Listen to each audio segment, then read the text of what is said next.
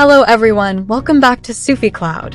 If you're new here, don't forget to subscribe and hit the bell icon to stay updated with our latest tech tutorials.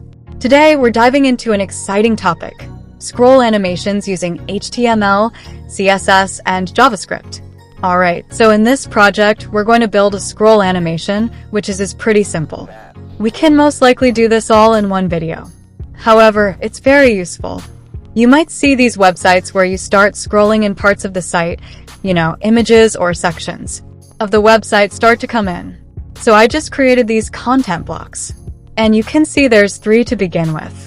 But if I go and I start to scroll down, the next one comes in from the left, go down some more. Next one comes in from the right, and it's going to alternate where it comes in from. So we're going to use CSS transitions to have it come in smoothly. We're going to use JavaScript to basically tell where the trigger point is for the next box to come in. And then we're going to add a specific class to show it. And then if I go back up, it'll remove the class when it hits the trigger point and it'll all you. No slide back out. Alright, so I think it's really useful. You can use this in a lot of different uses and different websites.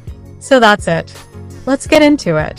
Thank you for watching, and I'll see you in the next video. The source code for this project can be found in the description below.